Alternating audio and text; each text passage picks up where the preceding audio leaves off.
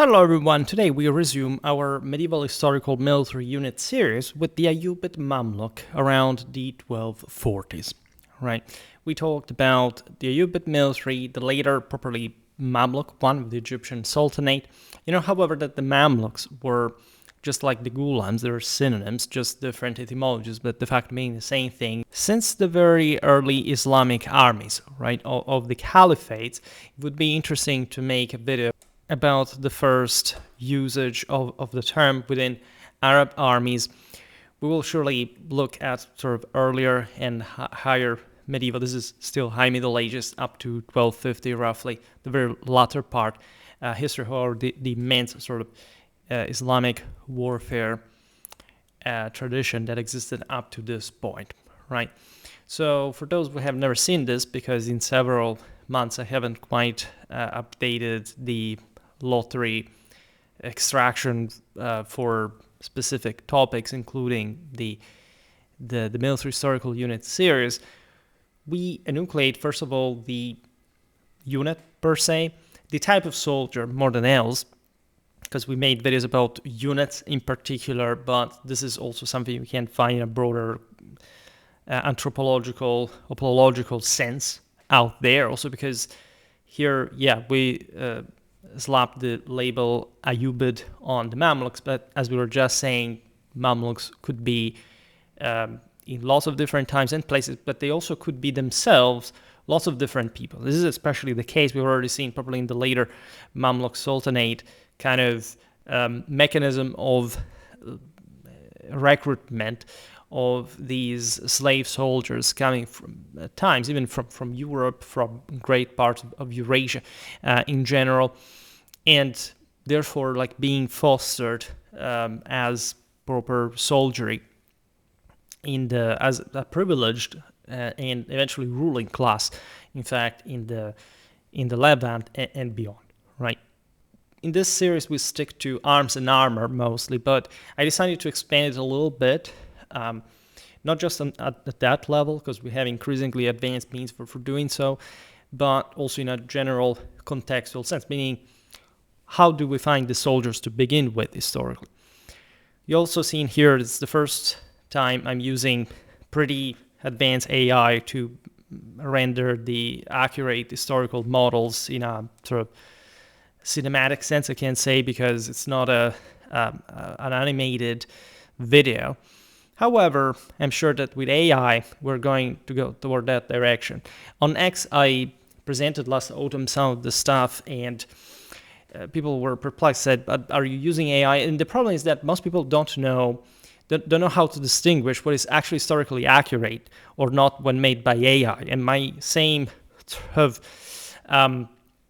mental illness for finding a single most properly accurate imagery, right? The proper armament, the proper look here is really applied so that these images are brought into the fray only if they respect some very high standards of historical accuracy. And so even if it is made by AI, it's not AI's lob. And there's actually immense work behind this that is going to be fluidified, because it's the first time that I started experimenting myself with the models, with AI art in a sort of more serious sense.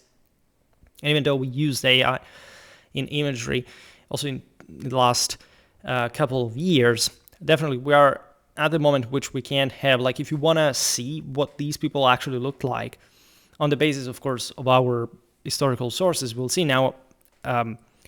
Here you have it. By the way, and this is paradoxical also because this video was put together in a particular fashion, that the specific iconography that I also used in the manuscript illumination you can see afterwards is the Book of Antidotes, so the Pseudo-Gallen, right? This, especially this is the scene of a royal court, probably from northern Iraq, Mosul, in the mid-13th century. So we'll explain now why we think that these guys in particular are meant. That there are different types of horsemen in the bigger picture, and then I focused specifically on these ones that look like the guy with the white hat, as very Turco-Mongol in outlook, obviously enough considering the times and places, but also in a deeper way considering what were the military dress and panoply of the other horsemen, right? And so we will heavily differentiate here also ethnoculturally from different groups that were employed, including the local Arab and other, for example, the Seljuks that had lasted up to that point, that had and are distinguished, in fact, by different gear, right? This is kind of obvious, but it's the principle that counts. Naturally, we will never fully know 100% what these people looked like. There was surely a level of uniformity, as we'll learn now, but overall, also a lot of heterogeneity. So uniformity is a big word, especially if you understand it in a modernistic sense. But let's say it was a bit in between, and that's where you have to be able to distinguish certain things that at this point are mostly, again, ethnic styles rather than proper uniforms, even though those existed also at a subtle level, and I will explain now how. Now, starting from the start, right, the development of military slavery in the Islamic world, as we were saying before, began to take shape very early on. There is, however, a specific stage in which it seems to have particularly increased, that is the mid-9th century onward, as Arab rulers came to depend more and more, at least on contingents of purchased slave soldiers. As I always say, like, what's the difference? I mean, these Turks were around for quite a while. I mean, even the Huns in Roman service at some point, serving in the various, alongside different Arabic auxiliaries as well, in the clashes between the Byzantines and the Persians, would have counted as proto-Ghulams and Mamluks even. The original term, at least you find historiographically at the beginning, is mostly Ghulams. So this is a general Arabic term for military slaves or young servant soldiers, often already of non-Arab origin. If you're interested, I made some videos about the Fatimid army organization that illustrates a little bit all the various ethnic regiments from different parts of, mostly, again, Berbers, Sub-Saharians, the same Turks already and beyond. Now, within the Ghulam category, those of lighter complexion, who were mostly, in fact, of Turkic descent from Asia, earned the specific designation of Mamluks, right? This also to make the thing very, very simple, right? But this is, the term has a different etymology and semantic, as it's specifically terming the soldiers owned or possessed, right? So Ghulam stands for this kind of youthful servant. It's just like saying knecht, right? Or the same sort of parallel you could say for knight of some sort of servant soldier, whereas Mamluk is probably the idea of possession, right? The fact that it was a property of the leader. In any case, the terms existed in parallel, right? And it's, however, evident that in the 12th and 13th centuries, the Mamluk term was increasingly applied as well to not just all Turkic mercenaries out there, slave soldiers, because again, here we think that slavery in arms was merely something like, I don't know, somebody purchased you, sort of capture you as a slave of war, and you were just sent out there. Some of these warbanders from Central Asia would just enlist under those conditions because they were naturally coming from such radically underdeveloped places that just the fact of being properly owned or possessed by such powerful rulers like the Ayyubids, where this, the controlled territories and surroundings where those warbands also came to loot and plunder, already assisting those massive armies. So they all knew very well how sort of war worked there, how many opportunities existed. In this sense, start to denote, right? Rather, there were also probably people who were captured, kidnapped. I just recently made a video about the Crimean, Nogai, and Ottoman slave raids into Eastern Europe. It's something that continued from a very long time, would continue also later. But in this Levantine context of Syria, Palestine, Egypt, Lebanon, we find the term Mamluk applied to those elite Turkic origin slave soldiers who could rise to high power, distinct in later usage from the broader Ghulam category that was felt in that sense as more subjective. So it's mostly, again, the historiography of the term that distinguishes the two things. Naturally, the term was distinguished also at the time, but in slightly less ways than we use paradoxically the term today. And it was precisely under the name Mamluk that these individuals would later ascend to positions of extraordinary dominance and influence. Acquired initially as slaves, they underwent intensive military training while being maintained entirely at the personal cost of their owners. This was very important, and that tells you how dependent they actually were. It's a bit like the Janissaries later, right, in the Ottoman armies. It was a really shared practice. And by the way, this was a deliberate arrangement meant to foster absolute, undivided allegiance to their patron alone. Also because if you were a slave or you were at least an outcast, somebody, again, coming from the bowels of Asia, God knows where you came from, the employers probably didn't even really care at all about the ethnographic story of their Mamluks. You were objectively a foreigner in a quite turbulent land, as we will learn now better in the Ayyubid period. As such, you were entirely dependent on somebody else, right? If you stepped outside without coverage, you would have been just cut down and or expelled or obliged to abandon the system. These war bands actually had tried something similar out there. That there's a very complicated migration system that occurs at different waves, but also all throughout at a smaller level from Central Asia to different directions.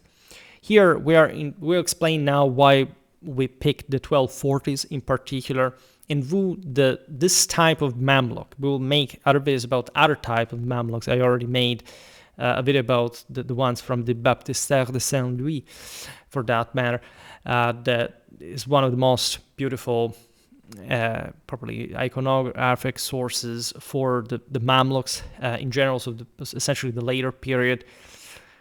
It goes in great detail with military dress.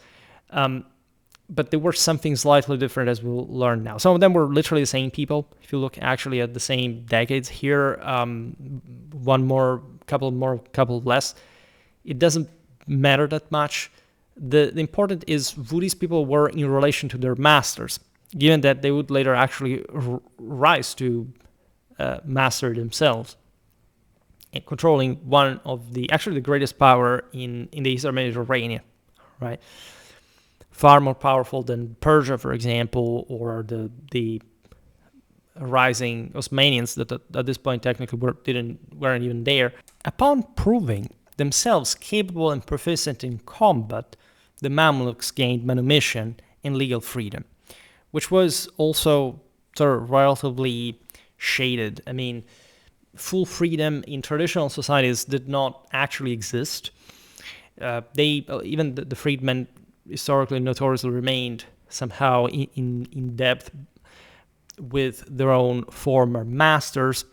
We'll talk now briefly about the Iqta system. But you know how this mechanism worked, right? They were similarly to Western feudalism, but in a much less sort of decentralized, or at least institutionally, oligarchically privatized way. Let's put it in this fashion. Even though Western feudalism was much more efficient, in fact, than what the Byzantines or the Muslims had at this point.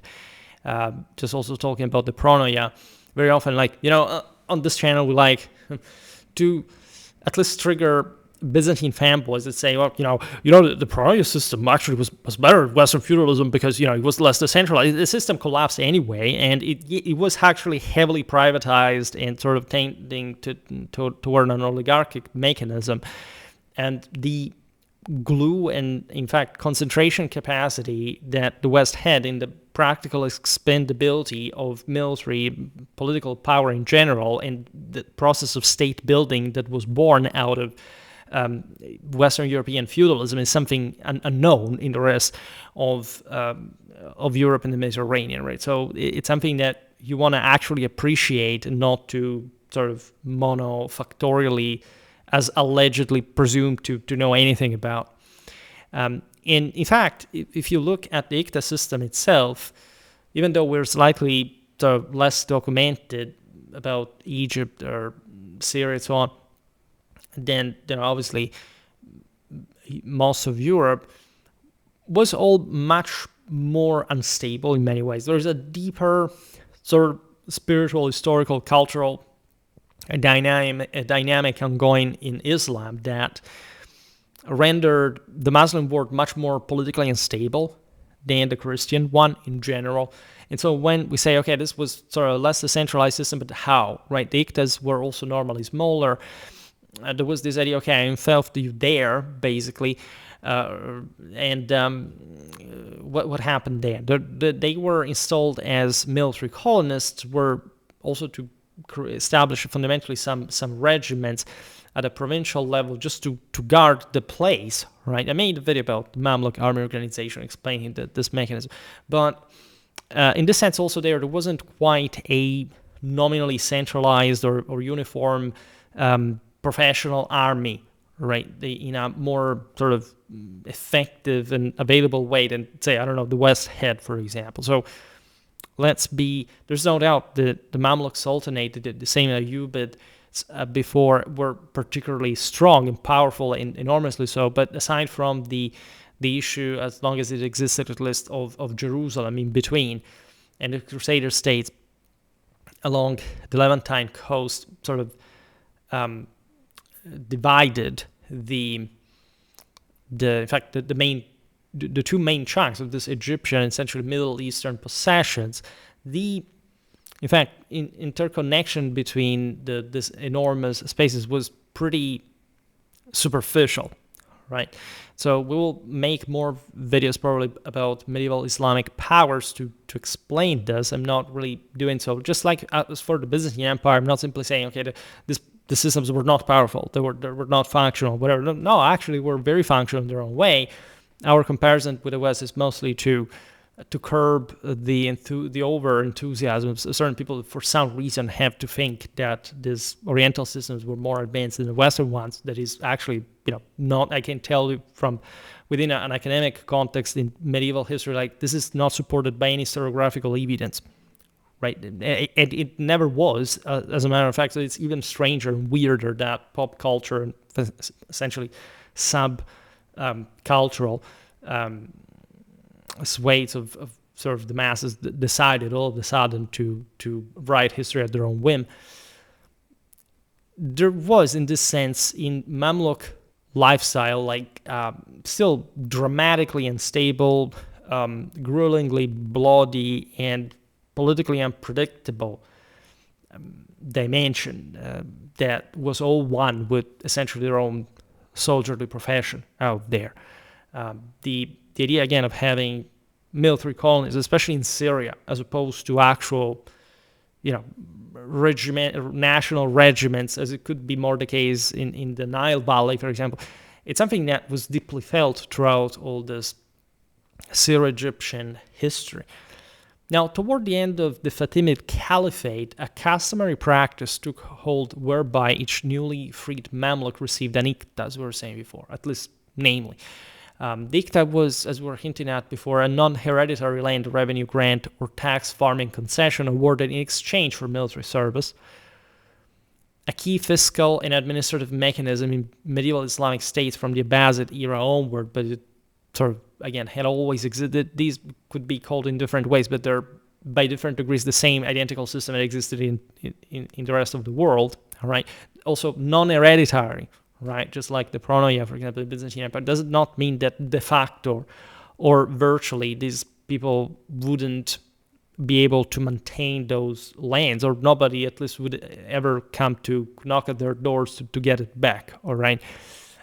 There is, in the volatility of the system, actually, and that's what you want to appreciate, actually a level of weakness that brings sometimes certain Mamluk holders to be simply displaced. Because what happened with these Mamluks is that they kept, as notoriously, continuously recruit them from foreign lands. So this was a perpetual state in which you needed foreign soldiers to control this other soldier, fundamentally, that you had infilled as a form of government and establishment, right? And this is very, very Islamic, right? In the West, you don't have anything like that. You have the guys who have hereditary privileges exactly because they run the business in an ever more built and stable, permanent way that eventually creates something more robust. In these lands, the associationism of the Mamluks, for example, will definitely take on an organic relevance because the various provincial regiments were obviously standing as long as their members and their descendants, etc., could maintain that level of political cohesion to defend their own privileges. But it's like here we mentioned the Abbasids, the Fatimids, etc. But you know that these regiments hated each other, especially the ones from different races, and they continuously fought against one another for power. So it's actually pretty complicated. It's a bit like the same Seljuks took over power in Baghdad during the Abbasid period. So it's not this enormously functional system. Egypt has an edge, as we will see now, or at least as we've seen in the videos, especially about the Mamluk Sultanate. But also this immense power that objectively the Ayyubid one really was not that particularly stable, as most powers in general in the world weren't, right? They were always somehow a step away from some kind of collapse. I would just say that, I don't know, France could have, in comparison, some internal collapses routinely, but it would remain France in that specific political territorial hub. Like what Egypt could control in terms of Syria, further parts of Yemen, it was something much more aleatory, all right? And so it's important to see the difference, and also in fact, the composition, the ethnicity of the Mamluks, and where they were specifically settled. And that's why here we picked the Ayyubid Mamluks of the 1240s. If you bear with me, you have the patience to follow me in my rambles. That are not really rambles at the end of the day. And the Iqta, so therefore, it was this essentially a revenue-producing land grant to provide for the same soldiers' livelihood. So it didn't work really very differently from other parts of the Mediterranean and Europe and also parts of Asia and so on. It was always the same de facto private and tendentially aristocratic system, because these were horsemen and not quite just light ones, where at least in the moment in which they settled down, they tended to become heavier. That had always been the bias, especially also of the Arab population, the original Arab ethnic forces compared to the Central Asians, the Turks, the Mongols. Now, typically upon the holder's death, such Iqta reverted to the original pattern would grant them, with one notable exception emerging in the mid-12th century when Nur al-Din, Mahmud Zangid, the powerful Zangid, in fact, ruler of Syria from 1146 to 1174, known for his jihad against the Crusaders and administrative reforms, pioneered the policy of allowing the Iqtat assigned to his personal Mamluks to pass hereditarily to their heirs, a reform that soon became commonplace under the subsequent Zangid rulers, at least, and persisted into the Ayyubid period. So as you understand, even here, the Iqta was de facto not really a non-hereditary thing, and the same could be said about the Pronoyab, right? Those who received the title, at least in name, in the name of the law, like they couldn't simply inherit it, but de facto, like how did political mechanisms work? Obviously, it did largely have to do with their household, they were in political stand and so on. It's also relevant to stress, by the way, that the influence of the West in all these lands, especially in the 13th century, is very high. Right, at this point, the West was basically overwhelming the entire system. Here, Constantinople had already fallen to the Crusaders. The Ayyubids are successful against the Crusader states. They seize Jerusalem. I made a video about the Battle of Hattin. We made really different things about Saladin from both sides, documenting these times. We're going on, obviously, also with all the battles with their primary sources, reconstruction, and so on. But the overwhelming influence of the West, in enriching sort of the Mongol Empire, say in China, having all these writers, these thinkers, these observers, being able to gather sources across the continent, and being able to preserve them to sort of more openly write about this. They're also not really showing much emotion at all. This is a Western prerogative. really shows you, together with the Frankish horsemen and, say, the Italian marines that were hired by the Khanate of Persia, for example, to fight against other enemies, right, of the fact of, like in that case, Iranian, Turkic, Mongol identity is, I think, quite telling. Without mentioning the fact that we made it clear really very often in our videos about, there's also the historical regional series about warfare, right? We've seen Egypt, we've seen Syria, and you know that these lands are historically, compared to the rest of the Islamic world, dramatically more westernized. All right, these are much more power concentrated. They're tendentially more sedentary. Even their forces are less like what are becoming like probably the one of Turco-Mongol bias. Even for a Persian country like the Ilkhanate. Whereas the Frankish arms and armor, etc., were imported, so that there is a very interesting level of also civil development, especially in Egypt, on the Levantine coast, that is unknown to most of the Middle Eastern interland, for that matter. I always put the information in the top fixed links down below, top fixed comment down below with the links in it. Now, those Mamluks who rose to senior status, achieved the rank of Emir, and assumed the duty of providing a quota of fighting men supported by the income from their Iqta holdings. So this also was subcontracted. It wasn't much of a register with all the Iqta from the entire Levant. It was managed at a local level by some officer, basically, that also had some power concentrating capacity and just to supply these troops to for logistics, etc. In most instances, although exceptions existed, these supplementary troops were themselves slave soldiers, obviously upheld via mechanism akin to the, again, sub-infeudation described for the feudal systems. Historical texts occasionally refer to more substantial Iqta using notations such as Iqta of 10, 25, 100, and comparable labels. These numerals signify obviously the approximate size of the Iqtadar's Idda, or his assembled body of mounted warriors. All right, and obviously, like especially in the Turco-Mongol world that had been dominating, also the Ayyubids with their Kurdish ancestry were heavily informed, in any case, by those central Western Eurasian steppe influences from quite a while. The decimal system is very central to them, for different reasons that have to do literally also with the fact that most of them were light horsemen. We'll talk about it now. And so they didn't need to be to fight in a close order.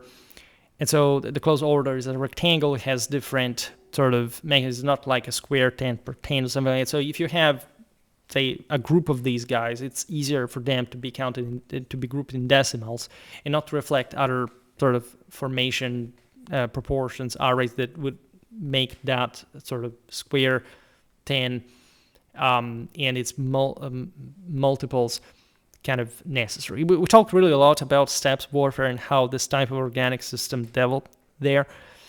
Here you see, in fact, some subsections as well, 25, right? This video is not, again, about describing their organic, which we will do it in another video, but just to give an idea of how they were technically grouped together. Also, these numbers are merely indicative, meaning that the Iqta holders obviously had, yes, to field this given amount of troops, but obviously they would, especially on campaign, have much sort of less than that on a regular basis of how armies were eventually standing and how they were composed. It's a completely different matter, right? And we're not even too interested in digressing in it because it's incalculable, and or at least it should be observed through specific campaigns, battles, etc. If there is any useful information about that detailed in the accounts, by the way.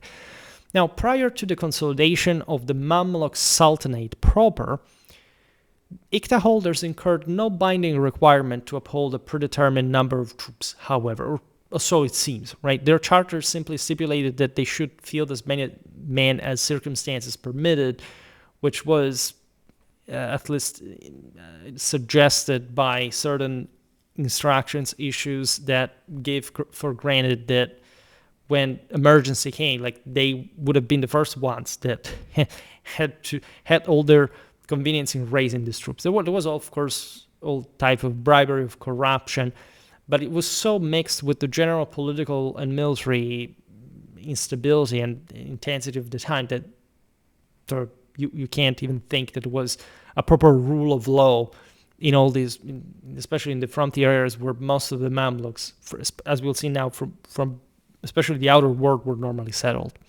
In actual practice, in fact, the most powerful Iqta possessors routinely commanded far larger formations during active campaigns that were, in proportion to their lands, sort of smaller but better armed, right? That was the overarching military logic of the war, that they would have eyeballed how much force they could levy to be functional for their strategic tasks.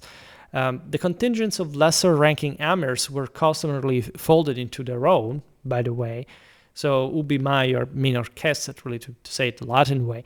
Now, by the later stages of Ayyubid governance, and that's where we approach our time, Kipchaq Turks, better known in some contexts as Kumans, so this nomadic Turkic confederation dominating the Pontic Caspian steppe until their confederation was shattered by the Mongol invasions of, in fact, the 1220s, the 1240s, what a coincidence, right, leading to mass enslavement and displacement, emerged as the predominant ethnic element within the Mamluk contingents that served the successors of Saladin, right? There's all a history, obviously, of the Ayyubid Sultanate. However, we will just look at this later part. This is the age, as we will see now, of the Khwarizmians that will be also actually hired in large amounts as Mamluks, of the sack of Jerusalem, the initial sort of allowance by the Egyptian Sultan al-Kamil to access Jerusalem to Frederick II of Hohenstaufen, and so all a set of agreements that had been. There will be also further crusades. As you know, the French, Louis IX, will even be captured in Egypt. So this is a very interesting time. Like, you would think, who were the horsemen that these men faced out there? Many of them were actually Kuman. And the terminology, I really want to make a video about the Kumans per se, in the broader military history in Europe as well. It's very underappreciated how far west they successfully arrived to Germany. On some regular basis. Hungary made made use of lots of them, really. These were conventionally also called Kipchaq, and so again, it's very difficult, if not impossible, to tell who's who in the steppe, really. We know that there was a massive tide of these horsemen that were displaced by the Mongol invasions. The Mongols also started selling them to these other peoples when they were captured. And some of these bands, this is, again, as I said before, underrated as far as with the idea of slave soldiers, simply were hired directly by these powers as well, under certain specific contracts and circumstances, also because who commanded them, and this is also underrated, already exercised some form of dominance over them.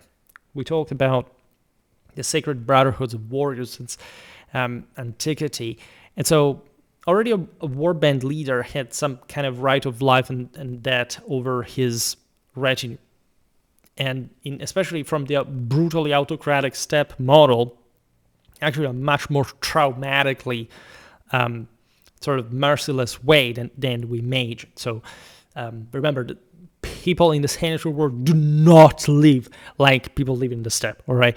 It's completely different, even at a genetic level, probably at a neurocognitive one. It's something completely different. Like, your entire mindset is completely wired in a completely different way. This is also why these troops were made such good soldiers to a degree. Again, we're habituated to conceive the elite Mamluks, right? So we are fascinated by the later medieval Mamluk elite. That obviously is also the one that shows off more in iconographic, archaeological sense. But it's also true that most of these steppe soldiers are very poorly equipped, all right? Especially as they come from the steppes and or as sort of slaves of war. at some point were purchased, obviously without any armament, as actual slaves, like in slave markets, etc. But they are also finally ranked throwaway cheap troops in that light element in particular. When they arrive in the Levant, they are, however, sometimes better armed by their masters, surely better than what happened in the Steppes, because again the system is very different, especially the one ruled by the Egyptians, by the Syrians. Syria has, for example, the only sort of appreciable quality of urban militia. If you really look at it, it's very heavily fortified cities of Syria, a region that had have a very strong sort of urban tradition from a very long time, like the Bronze Age, and then the Hellenistic era, etc. And there isn't much of that autonomy. There isn't much of that liberty, if we can't speak of also Syria is a pretty autocratic place at the end of the day, but nothing compared to, for example, Mesopotamia, that is exhausted, overrun by the Mongols, and it turns into a Middle Eastern, Central Asian influenced mess. The Mamluks will actually be in the Eastern Mediterranean a bit like the lighthouse of civilization for their immediate neighbors. All right.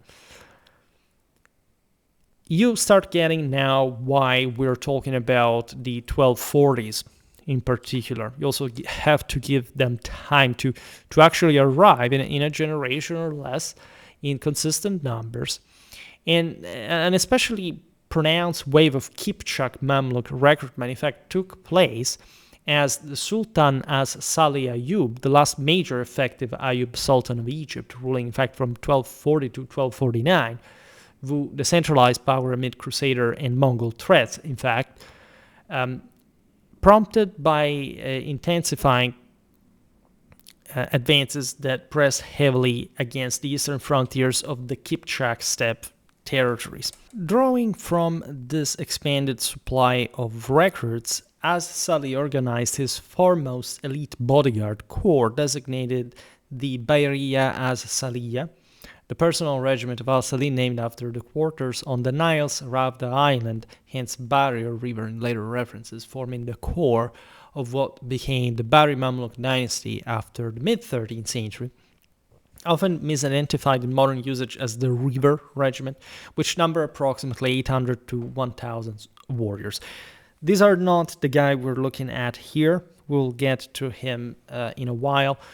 Those were properly heavy cavalry. Today we look at something it could also be, depending on which kind of opponent, some kind of heavy here.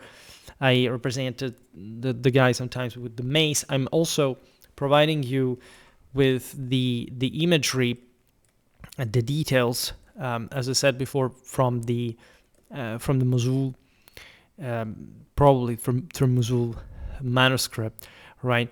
But there are also some other Mamluk glassware paintings that you can see that show something. Those are from slightly later times, right? But they show similar characteristics. If you look at the headgear, if you look at, we'll see now that their coats in particular, then from the more yellowish images, etc. So sometimes it's very difficult even to simply date the stuff, right? We do it through a very complicated comparative mechanism. I will not digress more than much on that because we mostly see it in the series about regional warfare. Then I used a couple of models for the guy that you see. A guy, for example, looks a bit more like Central East Asian, right? Which is actually how the manuscript illumination shows him a little bit in the original.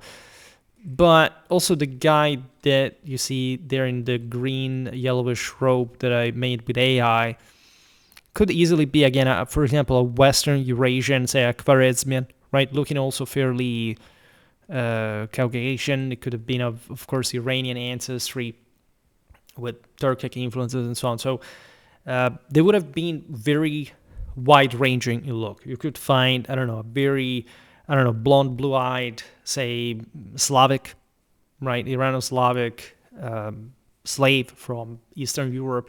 You could have found easily even, a Chinese person, somebody coming from Northeast Asia, from Korea, etc. You could find all this kind of arrangement. Naturally, most of these were of Turkic ancestry with some starting to be Mongolian influence from central Western Eurasia, more or less. That's also as far as the Kipchaq are concerned. But again, the mixes could have been really very, very wide. And today, admittedly, I didn't manage to stick to just one model. I will keep using both the actual historical source and iconography for these videos, plus the guide that I should simply model after that. I experimented a lot, and what you see here is a good compromise, but in the future we're doing much to simply improve this and to be as precise as possible. And so this is also part of the work that makes you focus on details and some other aspects of apology and more.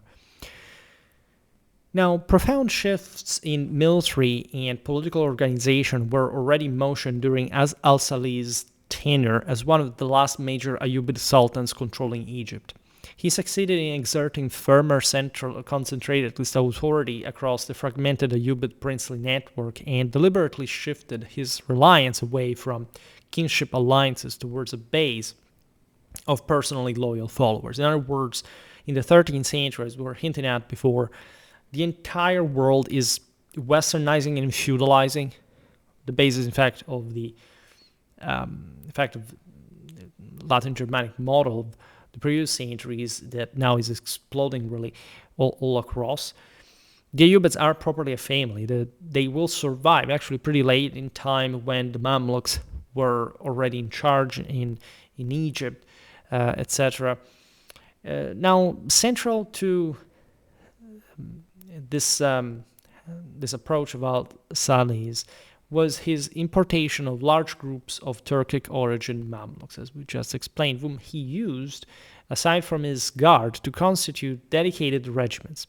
We've seen the Bayriya before, but there was also the smaller Jamdariya. To further insulate and strengthen their cohesion, he quartered these specialized troops apart from the main army on the fortified Nile island of Ravda, situated close to Cairo. As-Salih actively cultivated within these units a heightened pride tied to their Turkic ethnic roots and their distinctive Mamluk identity, so that they could, again, be dependent on the leader of Egypt as opposed to the nobility, among which they could have been, for example, distributed, and they hadn't. Naturally, this island had a very important strategic relevance, and from there you can dominate sort of the Nile Valley exports, and sort of they are a crack force near to the most important cities in Egypt, so they can easily spring out in case towards the east, the northeast. They can hold some crusader landings and the Nile Delta, etc. Such extensive enlistment only became feasible, however, due to the Mongol destruction of the formerly formidable Kipchaq Confederation, an event that flooded the slave markets with military captives. Availability surged further as Mongol incursions pushed southward into Ruthenian territories. Nevertheless, even amid this plentiful supply, the Bayriya stayed capped at roughly, as we've seen, 800, 1,000 members, while the elite Jamdariya guards seldom exceeded 200.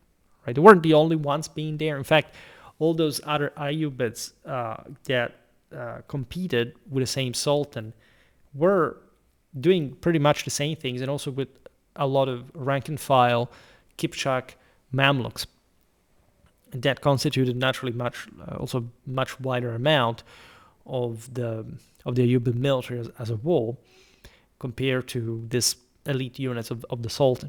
Ultimately, the structure and ethos of al-Salih's Bayriya provided a lasting template that the subsequent Mamluk Sultanate would emulate in its own military organization. But how many Mamluks were already there by this point in Egypt? Estimates indicated at least the royal Mamluks totaled about 8,000 under Sultan al-Aziz, who reigned between 1193 and 1198, and rose to around 10,000 during the reigns of both al-Salih and his predecessor, Sultan al-Kamil, the Ayyubid Sultan again of Egypt from 1218 to 1238, known for his diplomatic handling of the Fifth Crusade with Frederick II and forced to stabilize the realm, right?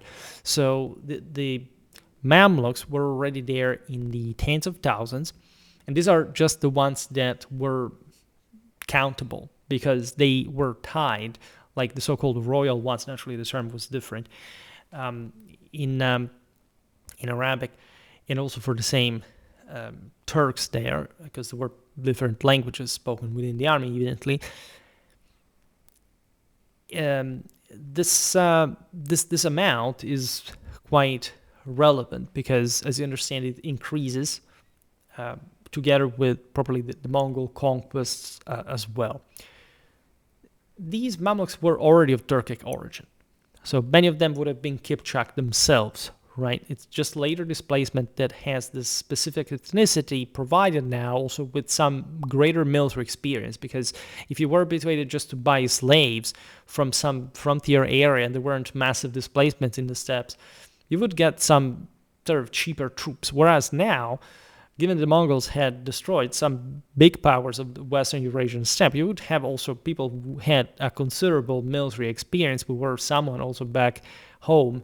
And so even though they weren't anything particularly presentable in general, they made better soldiers, right? That the Egyptian Sultanate is now exploiting as an asset. Throughout this era, light horsemen supplied by Bedouin and Turkoman tribal elements continued to reinforce the Mamluk detachments that formed the core of the askars, or rulers' personal military retinues. I made a video about the Seljuk askars as well, and that there are very similar dynamics. Like different powers had slightly more preferential access to certain pools of recruitment, ethno-geographically, but overall, again, Turks had been very much around. Kurds, too, that were very much sort of the foundation of the same Ayyubid power, maintained a steady role in many field armies, right? Exemplified by the notable potent Kaimariya Kurdish regiment. This was an auxiliary unit in late Ayyubid forces, reflecting, however, still the Kurdish heritage of the dynasty founded by Saladin. That had naturally become something bigger than merely like a Kurdish power per se, but there was a preferential entry, right, into the Ayyubid army for certain Kurdish chieftains and their retinues, right, and they also exerted considerable influence near the Ayyubid period's conclusion as well. They felt probably as the originary undefeated, sort of uncorrupted Kurds that had the potential at least to make the empire once again. Instead, sort of the story went worse. Now, even in 1258, the Ayyubid ruler al-Nazir, based in Damascus, this was what was left essentially of probably Ayyubid power after the Mamluk takeover, could call upon as many 3,000 Shara-Zuriya Kurds. Right? Among the auxiliary troops active under both al-Kamil and As-Salih were Khwarizmian refugees who had fled Rome. You know that the armies of Genghis Khan had destroyed the Khwarizmian realm that was a very interesting Turco-Iranian power, maintaining, by the way, some really unmitigated Indo-European traditions in sort of in military iconography display, right, at court, including mixed a bit with Islamic iconoclastic influence, such as the idea that the sacred music, right, the Nakara kind of made some video about Islamic military music back in the day, and that point being a massive golden drum that entered literally over a triumphal chariot, the drum over the chariot as the literal force, like of the Imperium, of heavenly powered Holy Ghost. And there were many smaller drums, golden drums, that were played around this chariot in active submission by all the various princes / hostages from the subjects of the same Khwarizmians to sort of glorify their policy. So these are, I would like to think that plus the guy here I use with AI is fundamentally like Khwarizmian, right? If you look also at there, I wanted to make him a bit more Mongol looking, Central Asian looking, but for some reason the AI didn't make it but the traits that I sort of used originally are also very consistent, in fact, with this more Western Asian extraction. Here some Khwarizmians had fled the Rum, the Sultanate of Rum, as well, because the Mongols arrived to threaten that as well. But they were originally, again, essentially more or less where the Parthians had originated, east of the Caspian Sea. In 1244, a force of up to 10,000, one contemporary report puts the figure above 12,000, led by Barbay Khan, entered Ayyubid service, receiving Diyar Mudar as an Iqta grant in compensation. These Khwarizmians distinguished themselves prominently that year in the tragic reconquest, so to say, of Jerusalem, and at the Battle of La Fourbi, that we will surely make a video on. At first, they constituted a formidable presence amid the intense political turmoil gripping Egypt and Syria, but their semi-autonomous status was because there were a lot, as you understand here, in the tens of thousands, and decisively with a catastrophic defeat administered by As-Salih himself at Homs in 1246. Surviving remnants subsequently rejoined royal provincial askars, though in much diminished strength.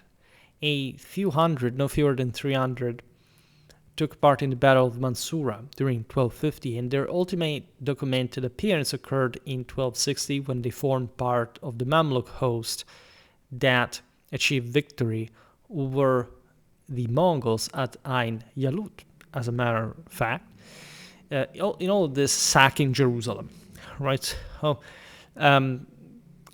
pretty messed up time. When I told you at the beginning, don't focus so much as on nominal mechanistic explanation. Like, look at what was actually happened from an evenemential political and military point of view, because that's much more eloquent than any kind of structuralistic abstraction or wishful thinking about what this mechanism would have looked like. While Ayyubid armies of the later era displayed substantial military potential, the polity itself remained inherently decentralized. In fact, operating more as an interconnected family confederation than as a unified state, right?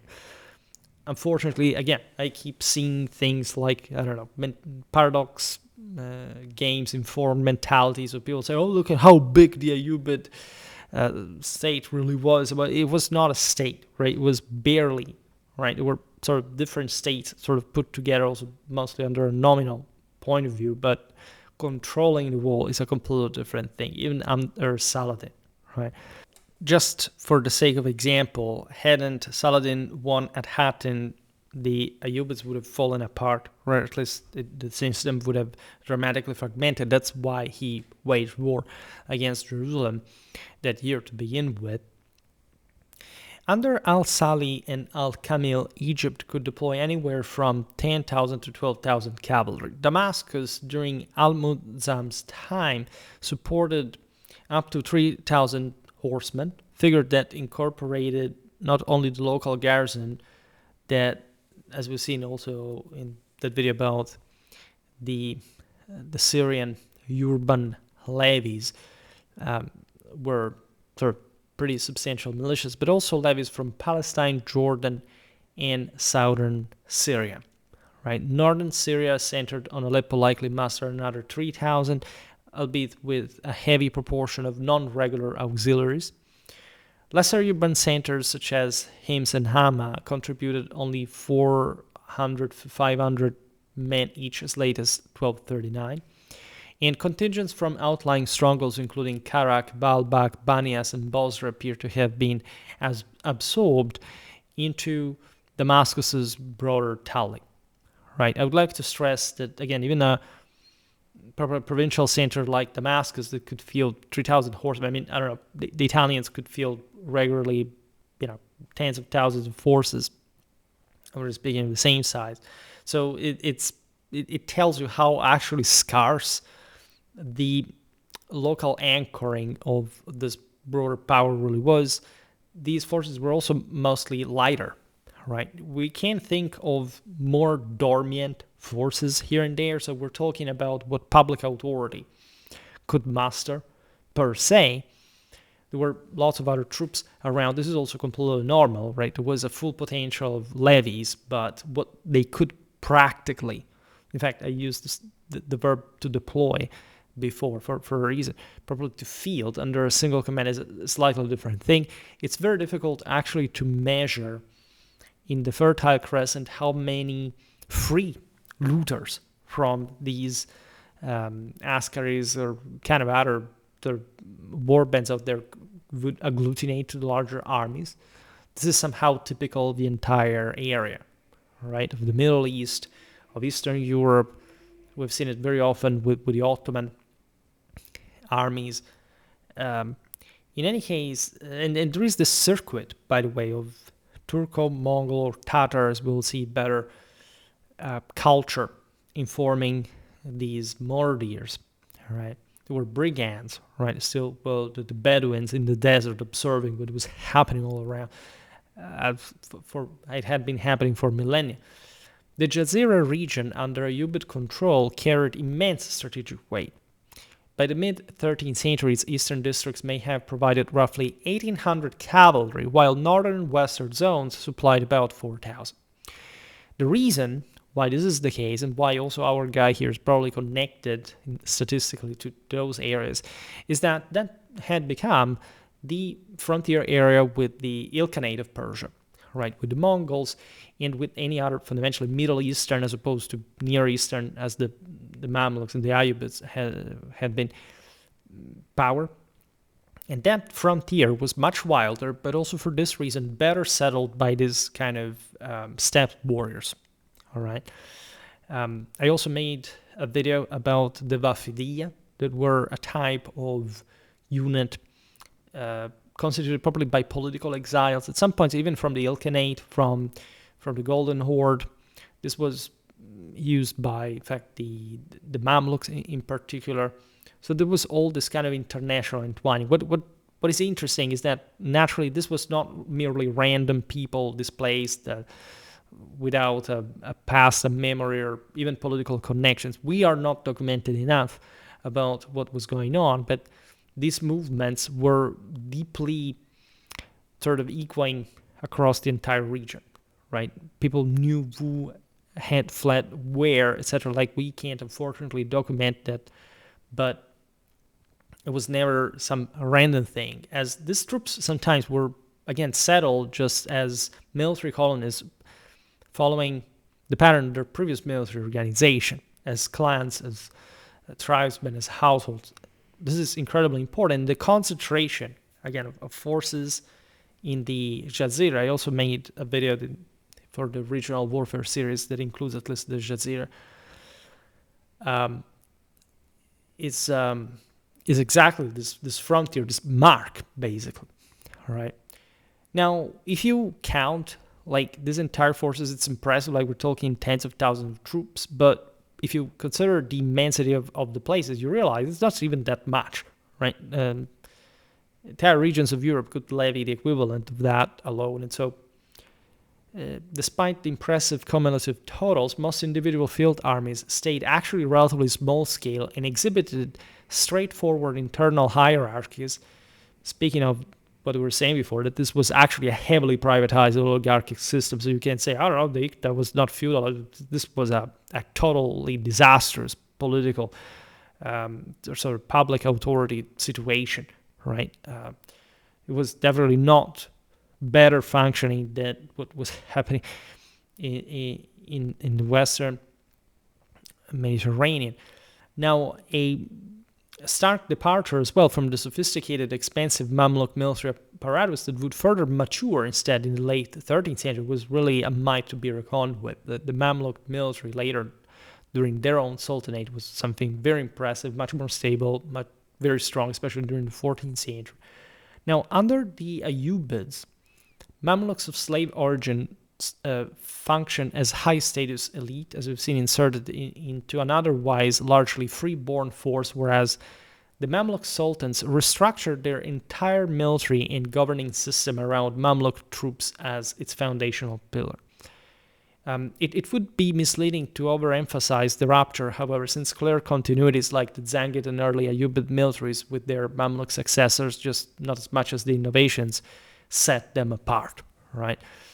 Again, Ghulams, Mamluks had always been there. They had actually been the more proficient part of the military. What you call also like Egyptian or Syrian was already the product of foreign establishments from since probably the domination of Islam, if not before, like with the Greeks, the Romans, etc. Now, each tradition centered on a nucleus of Mamluks, as we are understood, almost always Turkic, while simultaneously accommodating and occasionally actively soliciting freeborn recruits, ranging from independent adventurers to whole tribal bands. And again, these could eventually become Mamluks themselves. Paradoxically, it would actually pursue that non-free career, because that would give them much more privilege than other forces. Just like, I don't know, the Janissaries later on, right? They started kidnapping children of the communities that escaped from this abductions. They were incredibly violent, etc. In the earlier period. In later period, same parents gave these children away because they would those would remain aware of their origin, and they would eventually, given the privileges increasingly accumulated by the Janissaries, come back and give their parents lands or something like that. We've seen also with the German ministerialists that are the main sort of European example of slave soldiery, serf soldier, whatever you want to call it, because the term slave is somehow flexible just much as the one of serf. But serf would be much better, as a matter of fact. It was attributed to the Mamluks, etc., mostly in the age of sort of later Orientalistic suggestions like, the East is corrupt, that it sucks, and whatever. So these are actual slaves as opposed to serf. But indeed, what we see in medieval times here is something much more refined, sophisticated, especially for, however, the heavy elements, while minority, were actually decisive within them, right? Otherwise, the lighter elements had not that much of a great status. They were themselves kind of serfs of the same. Some Mamluks, as we've seen under the rule, there was all hierarchy. And so indeed, yes, the average person was not living in this dramatically positive condition, but they were often living much better than the namely sort of free elements of this, I don't know, Egyptian, Syrian societies that were, however, not much in power and were witnessing actually to their own status being steadily eroded by the slave soldiers were really rising to establishment power. Free troopers, in fact,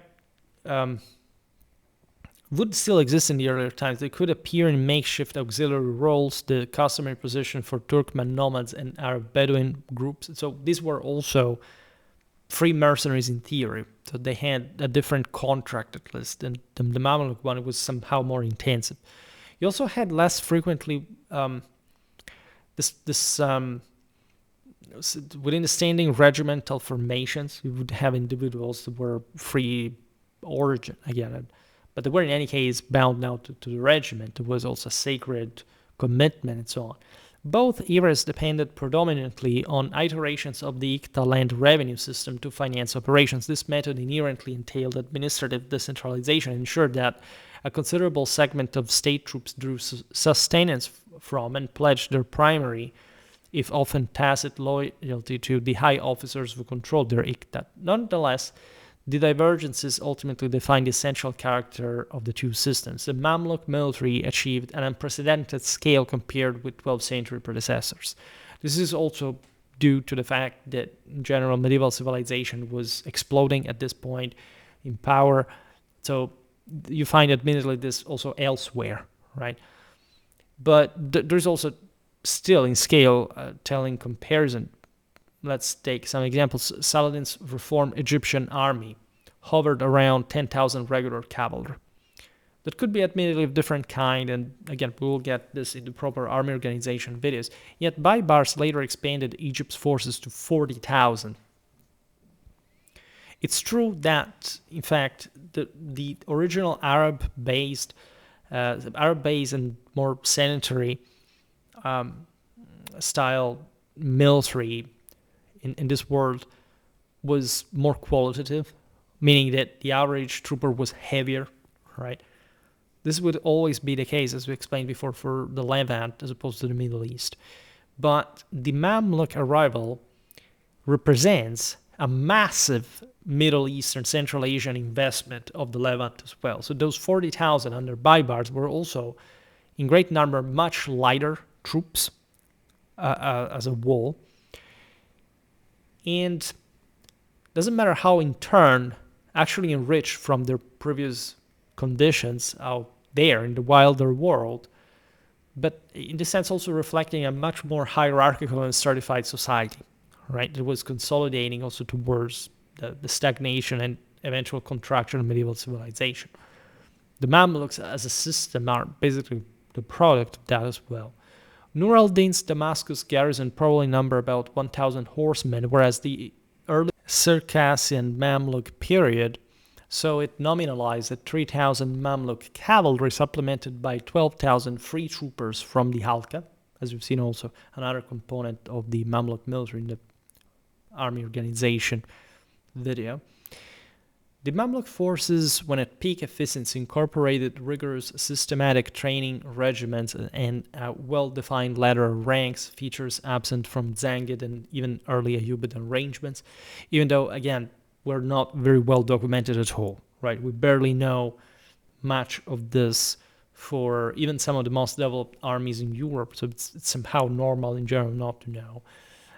We don't have to, again, think that in relation to their times, there was this massive divide. There is mostly this narrative that, yes, the Ayyubids declined, and so the Mamluks were better later, and so everything, but we're in some ways even talking about the same military, just sort of fluidly developing in the way we eventually see. But it is true in general that in the previous era, armies had relied on a more situational ad hoc assembly and direction. So it's completely normal to have had less regiment, less properly permanent cadres, professional soldiery that just developed mostly at the peak of medieval civilization. And for Egypt, Mamluk dominance is handling, right? Most crucially, the officer elite from Seljuk times onward through the Ayyubids exhibited a strongly hereditary character. Sons customarily inherited iqtad from fathers. In absent direct inheritance, they enjoyed near automatic promotion into the restricted Amirial circle. So even a further counter-narrative to the idea that the iqtad, especially only at the beginning, would have been some kind of decentralized system, etc. Like, no. And we would have to talk actually about this because the crisis of Islamic civilization in the 10th, the early 11th century, the Arab-Islamic civilization, is still coming, in fact, pretty early when armies were also smaller or less developed. So also the idea that this more centralized, bureaucratic, professional, standing army system that the Muslims had inherited in those regions, largely from the Byzantine Empire and the Roman times, would have actually never been the kind of hyper public centralized, would have it never existed. Nobody is actively promoting that as an idea, historiographically speaking. Many people could simply say, oh, this was not as decentralized as feudalism. What does these terms actually even mean, right? I made lots of videos on these topics, and you can appreciate how everything is much more even similar all across the board. Right, these were comparable civilizations. Just some happened to work better. They had some important features for the time, but in absolute terms, they also were pretty similar.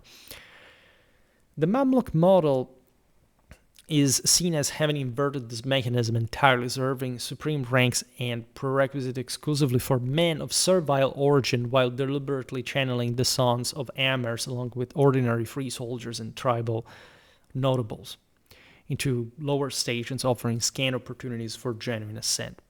This is just for giving you a background of the trooper that you have been looking at by now, to understand who these people were, and how varied their background could also be, because it would be a bit too sort of simplistic to say, okay, well, this is this type of trooper that was it. We know it. We took a picture of him in the 1240s. That's how he looked. Not quite. There's a lot of variation. In fact, I'm not even 100% satisfied with all the ethnic lore of this guy's look. Like, it's too clean, it's too smooth, whatever. I like very much more like the illumination, but I didn't have time to, if not to, I made that guy again that looks a bit more Central Asian that you've seen here and there. But overall, something like what you see that does look similar. It would have existed at a time, just would have probably been a bit less shiny and clean, right? So arms, and actually not armor, because they didn't really have much of this type of trooper. We now simply eyeball that from certain general evidence that we have, including the iconography that I provided you with here. Obviously the historical ones, the glassware, the illumination, etc.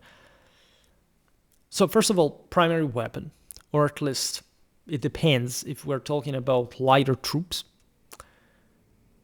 primarily archers, that would have been the bow, right? They would have not engaged very much into hand-to-hand combat.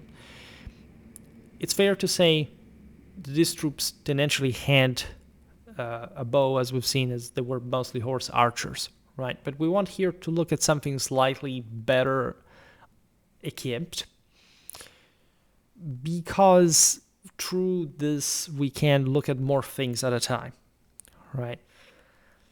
Especially again, if these were Kipchaq troops, Khwarizmians, etc., we would have imagined something lighter, especially from the Kipchaq area, right? Here again, the guy can be a Khwarizmian, especially if you look at the phenotype. It's more likely again to attribute it, but they were quite mixed anyway by this time. The primary weapon would have been the curved Turkic and at this point Mongolian saber, in place of the more traditional straight sword spread in the Ayyubid military.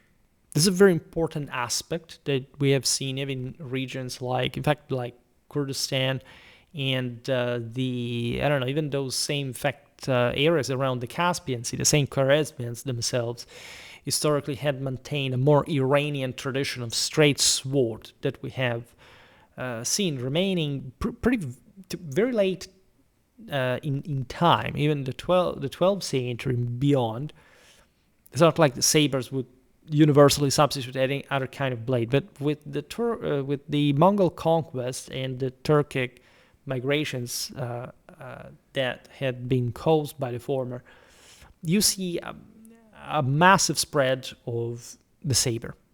Saber actually takes less training for the horseman to be proficient, but it's also a weapon that, in this sense, does not allow you to engage compared to the straight model at parity of development, because some sabers are massive. They were used obviously against armor, etc., to engage more heavily armored opponents. Like the saber has this physics where in the curve, like you can very quickly hit and run, right, and inflict considerable damage.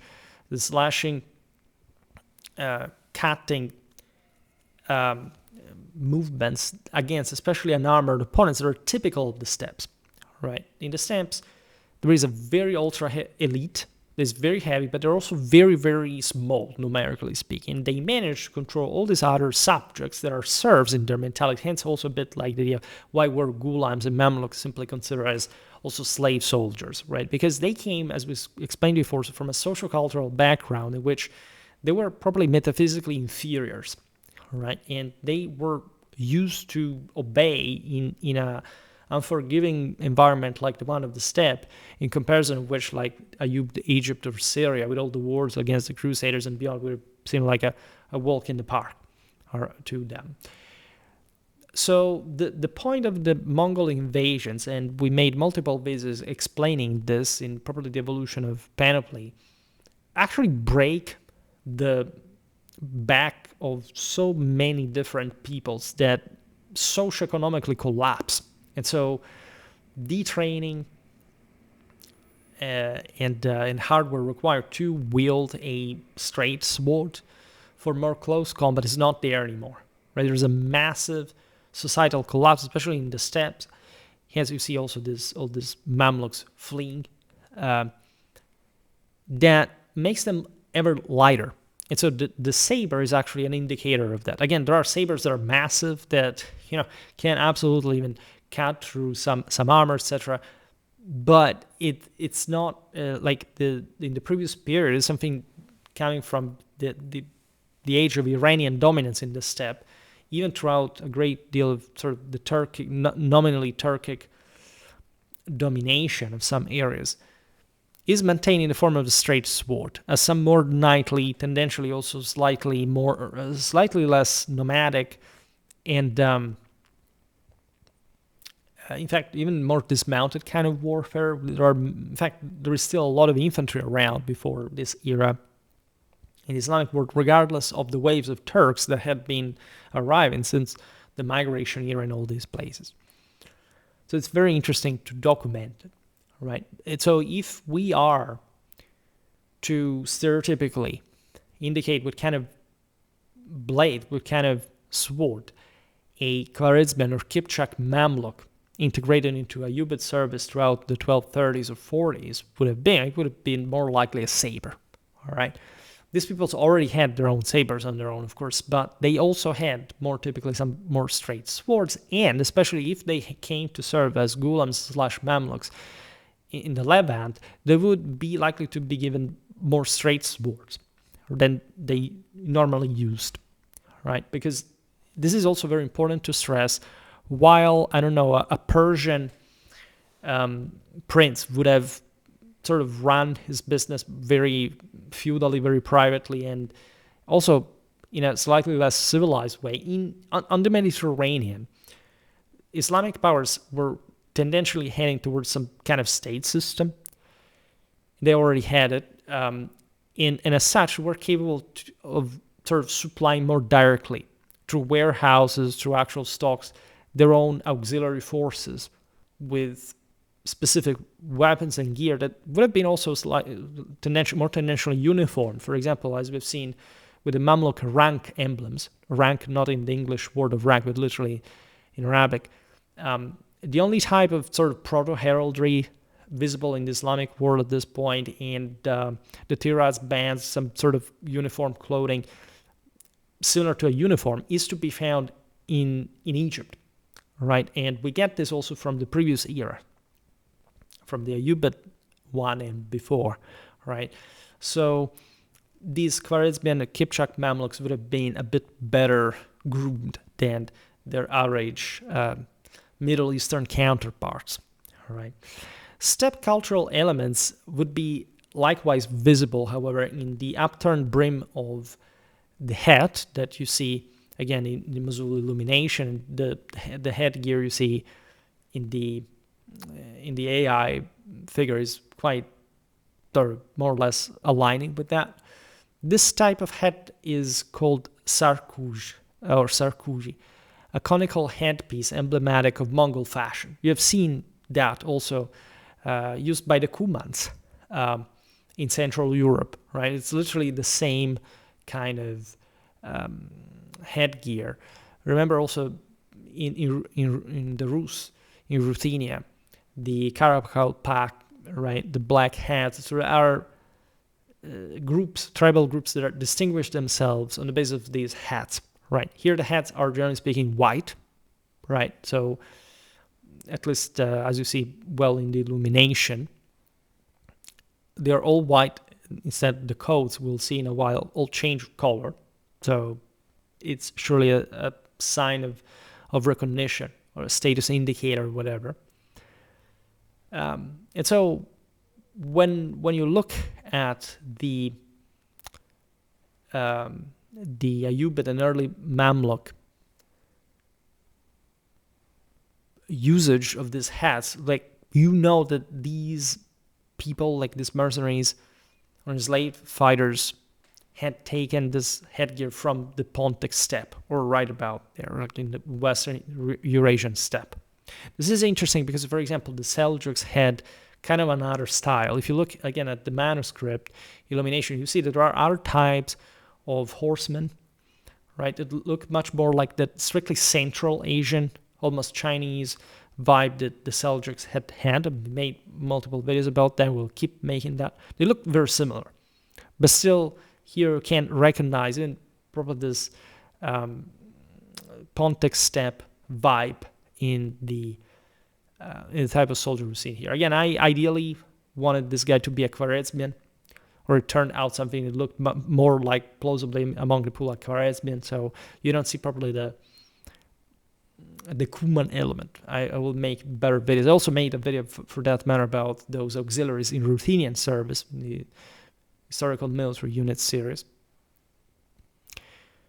There would be important differences across these peoples, even for example, these illustrations here for the Jazeera is something different from the type of appearance that those Pontic warriors had, or the Kumans in the service of Hungary, for example. They were similar, but also more influenced, for example, by local fashion, or they were represented like that. If you look at the Kumans in the Manessa Code, for example, they look like sort of very European vibing, right, in many ways.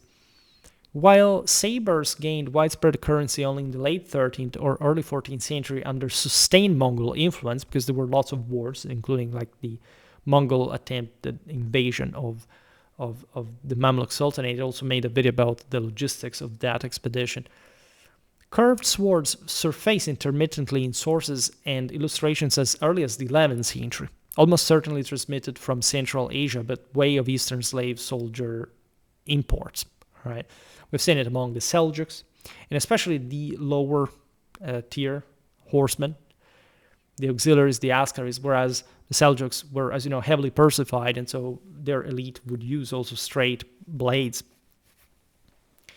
since they came around. And those in turn came, as you know, from a relic of the former August Confederacy that had contributed to undermine. And so they were even not that far away from Khwarizmian and also even the Kipchaks, right? So, but influences could be different, and they are from northeastern Iran, Central Asia, etc. Worth noting, it's also in some sources the fact that the spurs are affixed to the boots. For example, Usama ibn Munkid alludes to calf-style boots fitted with spurs.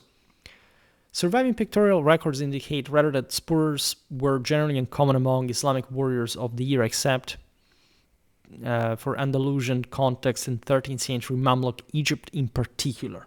All right, so this is very intriguing detail, because just like the spur was embedded in the boot, right? These guys were always on horseback. They were steppe warriors, and especially in this generation, that's why we're looking at the 1230s, 40s. They were the ones coming, in many cases, straight from out of the steppe, together with their own boots, as we were saying before. There was not simply slaves that had been purchased, despoiled of their possessions, and then sort of retrained, re-equipped.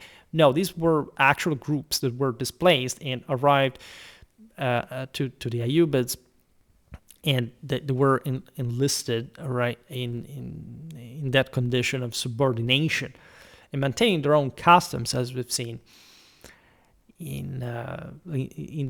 As they were concentrated by the same sultans as some force that didn't have to mingle with the rest, because it was also apparently also close knit. There was all a sense of, we came from the steppe, we have something in common as Kipchaks, as Khwarizmians. There is a common share of life, a common past. Many of these people would have admittedly known each other from back in the steppe, right, and their raids and so on. So this is very anthropologically provoking. So the one very important source I already mentioned before is the celebrated Baptistère de Saint-Louis. This is a renowned brass basin inlaid with gold, silver, and yellow, crafted by the artisan Muhammad ibn al-Zain around 1300-1340, so almost a century later to our guy here, during, in fact, the Bari Mamluk period in Egypt or Syria, later misassociated with French royal baptism, but originally a Mamluk ceremonial or banqueting vessel depicting courtly processions and Furuziyya themes, as a matter of fact. And there are some very similar elements naturally shared, because again, don't think that Mamluks would have eventually changed their essential gear over these generations. More or less, they look the same. And some of their styles were eventually adopted to a more sanitary life and productions and this more civilized countries. But the style, of course, remained as an ethnic marker of pride and of rule at this point, because they had risen to power by the time of the Baptistère. So the coat here, I didn't decorate it very much, except in the guy that looks a bit more Central Asian. They would have been called Tartar coats, right? Kaba al-Tartariya, right? Is a designation that immediately signals in Arabic their Mongol provenance, or better, the Tartars are, like here we should digress into how the Arabs use the term Tatar, that, as you know, we use to define this people that actually was ethnogenetically forged in Europe and or across the Urals, basically, and that we made recently lots of videos on. So sometimes we call the Mongols the Tartars, and there is even the Historia Mongolorum by Piano Carpini that is also conflating at times the term, but it's not so important, right? What is important is, again, that the Tatar coat here was associated with the steppe, and even something that was more tendentially Mongol, or at least Mongol ruled at the time. In fact, one interesting element that you can see in the AI model that I provided you with is that these followed the Mongol custom of crossing the mukallab, that is to say the overlap flap, from left to right across the chest, reversing the Turkic convention of right to left closure, right? And so we don't know how common this really was, how many sort of Mongols or Kipchaks, etc., would have actually sort of followed this style. But we know that, for example, the same left over right Mongol mukallab style recurs in 13th century Rumi and Persian artistic sources, right? So these were the more Mongol influenced areas of the Mashrek, and the sort of the ethnic marker is there quite interestingly, this flap verse. And so you see that across even the Black Sea, etc., you have a Pontic style that is slightly different, in that, at least in this earlier phase of late Ayyubid Egypt, would have characterized the Kipchaq Mamluks.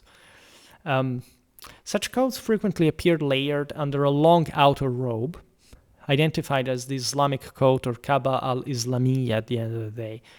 This tells you already how unforgiving even the thermic excursions in many places that these guys lived, both in the Middle East and further north, really were.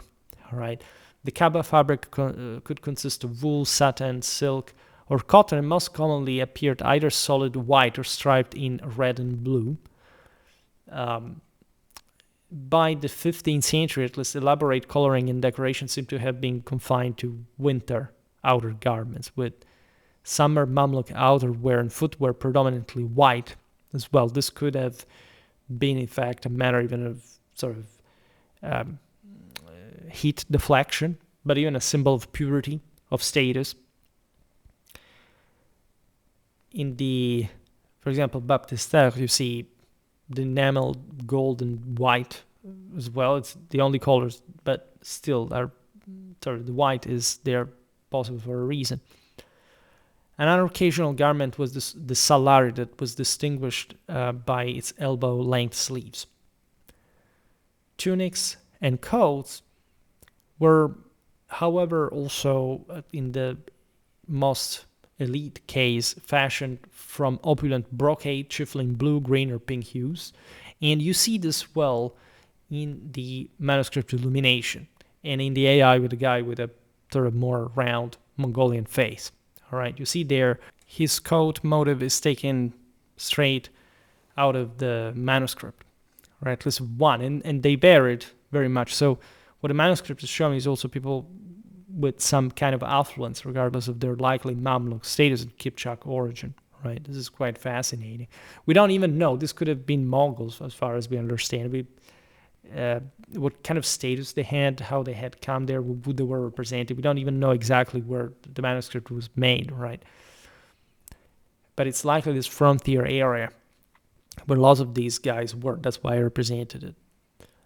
There are some records from 1283 describe some 1,500 Mamluk guardsmen attired in red satin or silk coats, uniquely from uniform attire of some sort, consistent with mentions in other contemporary sources. For example, there is a uniformed Fatimid Sudanese guards and William of Tyre's 1177 account of Saladin's personal Mamluk regiment clad in yellow, right? So this, again, is normal in medieval times. It would not be very different from also the early modern era. The state issued some already colored cloth that was just given in a certain measure, certain quantity to soldiers that would eventually actually craft their own dress like that. So it wasn't technically a uniform. Some would have really probably looked very similar to one another, but it's mostly having guys looking sort of the same color on the battlefield so you could better know who was who there, right? It was also a way to further mentally regiment these people, to psychologically bind. Also, these colors were all religious in kind. They had some deeper transcendental meaning that unfortunately is largely lost to us, etc. Red solidified as the prevailing Mamluk uniform shade, although the Ayyubid era yellow lingers sporadically. Right. And in any case, different colors were also used: blue, green. We've seen it in other videos. I will check at the end of the video which military historical units we have already covered. Again, the one of the Mamluks, the Baptiste de Saint-Louis, was already made, but I'm sure we made something else already. There were also occasional expressions of animosity towards the Mamluks surfacing in post-event chronicles, captured vividly, for example, in the declaration of an Arab revolt leader resisting the Mamluk takeover of Egypt in 1250. Quote, "We are the lords of the land. We are more worthy to rule than the Mamluks. It was enough to serve the Ayyubids, interestingly enough, because obviously this was the dynasty established by Saladin, and again, they were foreigners, right, in Egypt. The quote continues, says, "We were rebels and took the land by force, and they, the Mamluks, are only the slaves of the rebels." This is a beautiful way of picturing it. In the sort of glorious paradox of the slave soldiers eventually becoming the establishment itself, which is not entirely unique, but for a state of such importance, definitely in history, that the slaves would be the top elite level. Again, I'm not going to digress on this military serfdom, what it meant. It was something conceptually very high, very transcendental, based on self-sacrifice and holy combat, some specific traditions that likely these guys brought also from the steppes in the way of, shamanic trances, ways to probably indoctrinate themselves further, also mixed with Islam. There is really a lot going on. And there are all some spiritual martial traditions that were compounded in that. The dramatic Mamluk coup d'etat of 640, that is 1250 AD, laid bare just how advanced the military's institutional maturation had become by the twilight of Ayyubid authority, alongside the effective marginalization of non-military civilian and religious elites from genuine decision-making power. Simultaneously, the coup marked the sort of decisive endpoint in redefining the army's political function. Armed intervention in governance was, of course, no novelty in 12th century Syria and Egypt. The Mamluks really invented nothing new. On the contrary, it had been the Ghulams historically that had acted a bit as those Praetorians, right? The same thing the Seljuks do for the Abbasids, while actually preserving there something more traditionally continuous in the caliphal universal dignity. Still, throughout even the most turbulent decades of the 12th century, military actions ordinarily remained framed by allegiance to the incumbent dynasty, at least. As we've seen, there were different branches, even probably of the Ayyubids, right, ruling in different parts of this enormous dominion that was essentially shared as a confederacy of some sort. Struggles in the waning Fatimid era seldom challenged the caliph directly, for example, focusing instead on factional maneuvering for vizierial control, similarly to, again, Baghdad. When rare depositions or assassinations occurred, successors invariably hailed from the same Fatimid lineage rather than the assassins themselves. There was also a principle of blood continuity, of divinity. That the Fatimids were Shia Muslims, the Ayyubids, Mamluks were all Sunnis instead. And there was a time which Shia could prevail, right? These were Ismailis, and these were some of the sects of Islam that had a higher sense of the divine transcendence of their rulers, right? This is the doctrine of the two natures, etc. I will not make the story too long because there is also the idea of how many other imams are there going to be to before the return of the one comes, etc. So there are branches. There are the Nizari, the Mustali, Ismailis, and so on. But in any case, I also made a video about the assassins, the Nizaris, in fact. But there was this higher reverence towards leaders before. When we look at the Ayyubid era of the Mamluk, when you realize that there wasn't much of a continuity, unlike even in the last of Seljuk rule towards the Abbasids, right, of a sense of a more deeply founded authority. And it can be even speculated that the Mamluks sort of grafted themselves in this tradition of more individual kind of worth,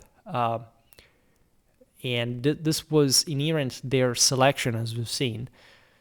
Though only those who had proven themselves in battle could be freed, and so to acquire a higher noble and free status, something that it's very difficult to understand in merely secular terms, right, from a spiritual standpoint, all right.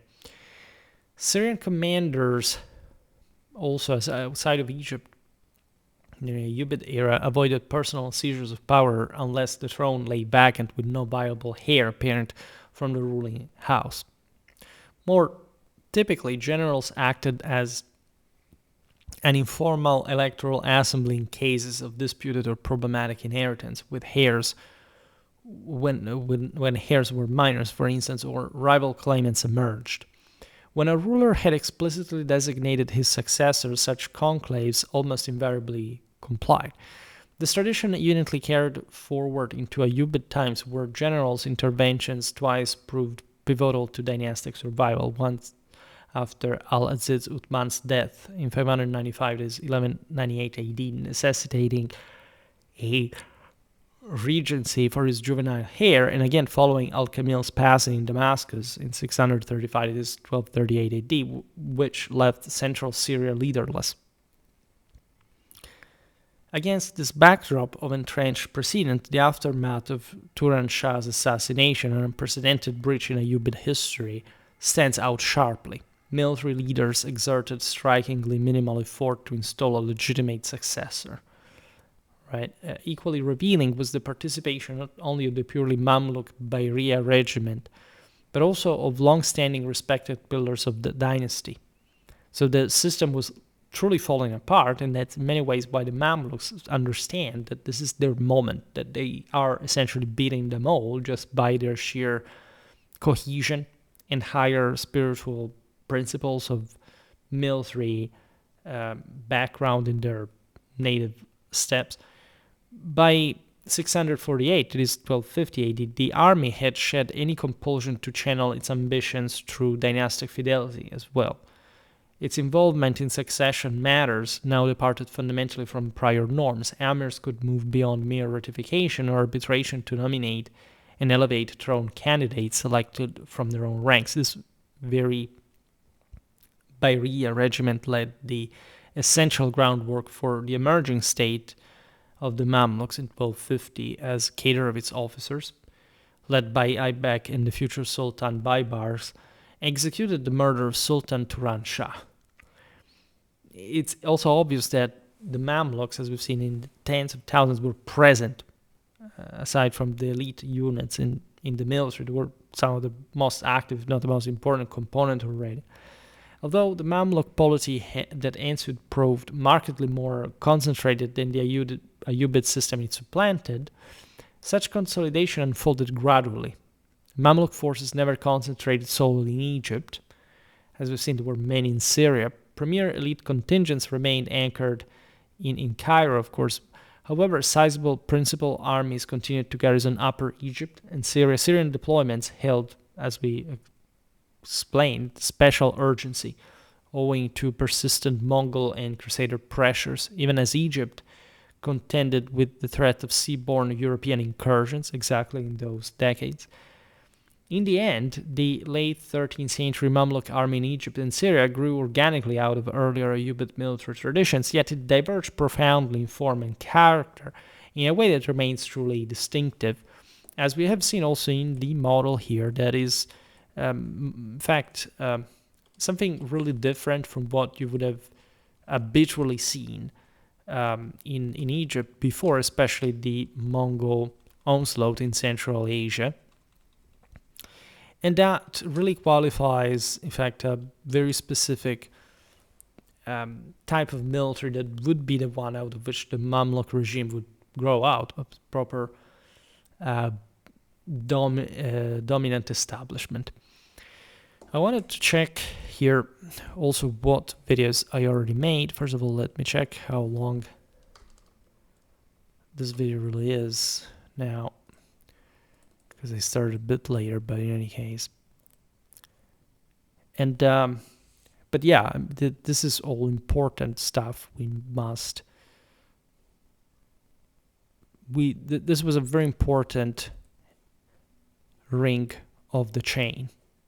We couldn't really miss it. And you see how this military historical unit series is helpful in the broader picture, because it tells you how also the system passed right from a form to another.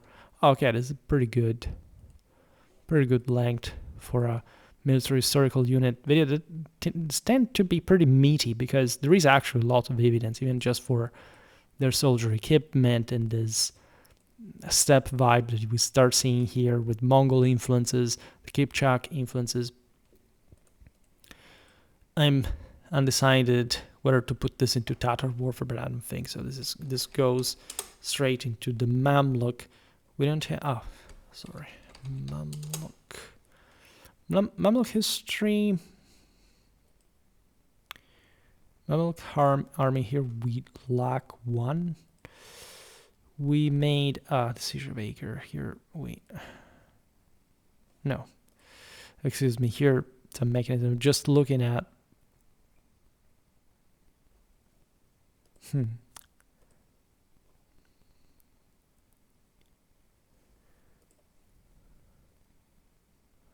I understand why, because I have Napoleon in Egypt. It's not quite the Mamluk army per se, but again,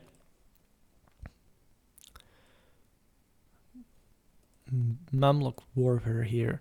I haven't made too many videos, but the ones we made are at least something. I made a video about medieval Mamluk tactics, that's the thing. So this is in the 14th, 15th century, the Siege of Acre, battle video.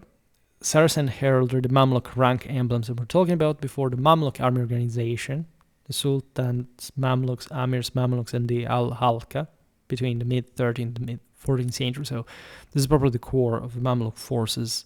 We'll talk about the auxiliaries in another video. And then you have the Mamluk cavalry dress from the Baptistère de Saint Louis, 1300s. So this was technically a military circle unit video from almost 4 years ago, where it wasn't necessarily just conceptualizing the military unit. We talk about the Mamluk Midfa handgun, already starting to appear in the 13th century likely. We talk about the Renaissance Mamluk Sultanate's army as an introduction, the Wafidiyas, these Mongols and other exiles serving the Mamluk armies. So, yeah, so this was the other way around before I said, yeah, no, it's correct, the Mamluk armies. And so you understand how even this relatively obscure topic entwines with something we specifically discussed. So I'm really glad that we're expanding on this specific topics. Look, last summer we made a couple of videos about the Ayyubids. So we're making more about the Ayyubids because it's a bit too few, but Ayyubid history, Ayyubid warfare, right? It's already several videos. Well, just have to continue like this, really. It's step by step. It's a pity, naturally, after several years that this content is not so homogeneous. Like also the military units, like the graphics evolved over the years. Sometimes you had to use just like the iconographic sources without too much more specific pictures like this ones. But what can you do? I mean, it's really all about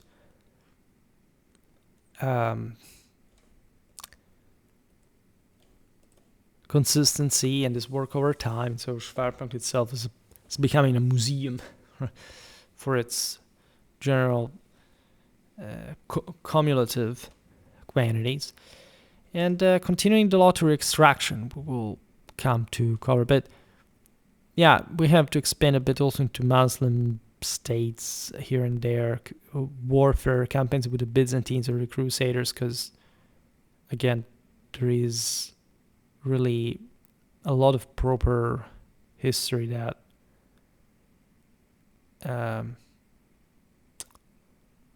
we need to cover, starting a bit as the basis, right? This video is relatively niche, but still you understand how much we can draw from it, right? Very well, hope you enjoyed the new graphics. It's not even prevalent here, I see, but doesn't matter. For today, I stop it here. I just hope that you enjoyed this video. If you did, please share it. Otherwise, leave a like or subscribe to my channel if you're interested in my upcoming content. As always, I thank you heartily for listening to me. I wish you a nice time and see you next time. Bye.